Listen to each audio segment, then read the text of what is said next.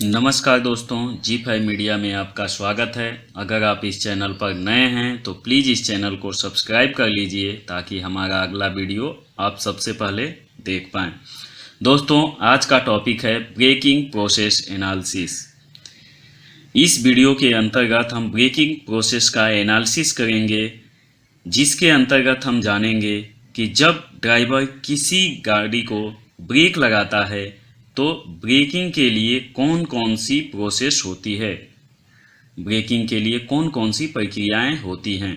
दोस्तों, हम सब लोग यही जानते हैं कि ब्रेकिंग के लिए केवल ड्राइवर को ब्रेक पैडल ही दबाना होता है, लेकिन इस वीडियो में हम यह भी जानेंगे कि ब्रेकिंग का कुछ समय किन किन अलग अलग प्रक्रियाओं में जाता है।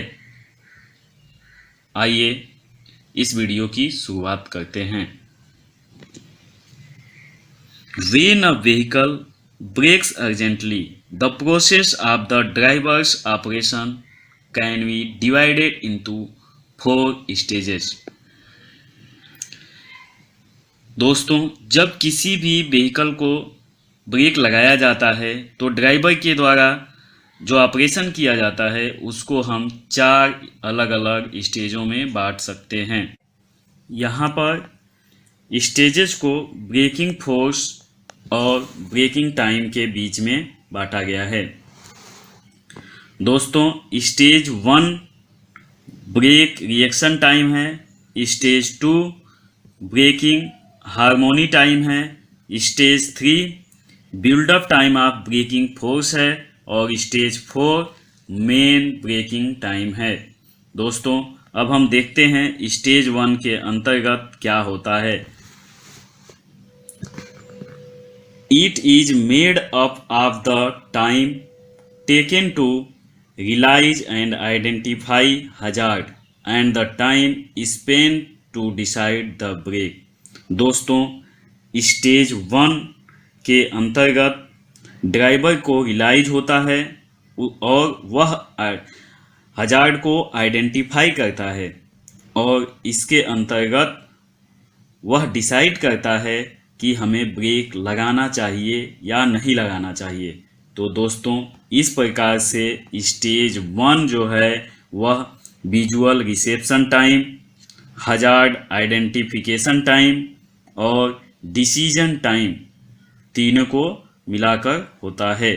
तो दोस्तों, जो ब्रेक रिएक्शन टाइम है TR is equal to T1 plus T2 plus T3, अर्थात brake reaction time visual reception time plus hazard identification time और प्लस डिसीजन टाइम के इक्वल होता है। दोस्तों, अब स्टेज 2 को देखते हैं। तो स्टेज 2 जो है वह ब्रेकिंग हार्मोनी टाइम है और यह includes the time to move the foot from the accelerator pedal to the brake pedal and the time consume to eliminate the clearance of the brake pedal. दोस्तों, जो break harmony time है इसके अंतर्गत driver अपने पैर को accelerator pedal से हटाकर ब्रेक पेडल के ऊपर रखता है और इसके अंतर्गत वह टाइम भी आता है जब हम जो है ब्रेक को दबाते हैं तो ब्रेक का कुछ क्लियरेंस रहता है, जिसमें हम जो है ब्रेक पेडल जब भी दबाएंगे तो ब्रेक फोर्स डेवलप होना चालू नहीं होता है। तो वह टाइम जब हम ब्रेक पेडल पर अपना पैर रखते हैं और जो है ब्रेक फोर्स बिल्डअप होना चालू होता है, तो उसके बीच के टाइम को हम जो है एलिमिनेट क्लियरेंस टाइम, जिसके अंतर्गत ब्रेकिंग सिस्टम के ब्रेकिंग क्लियरेंस को एलिमिनेट किया जाता है। दोस्तों, इस प्रकार से जो स्टेज 2 है वह जो है 2 भागों में बटा हुआ है, मूव फुट टाइम और एलिमिनेट क्लियरेंस टाइम। दोस्तों, स्टेज 2 का जो टाइम है TA is equal to T4 plus T5, अर्थात move foot from the accelerator pedal to the brake pedal इसमें जो टाइम कंज्यूम होता है T4 और एलिमिनेट क्लियरेंस टाइम T5, दोनों का यह जो है जोड़ होता है। स्टेज 3, दोस्तों स्टेज 3 जो होता है वह जो है ब्रेकिंग फोर्स बिल्डअप टाइम है।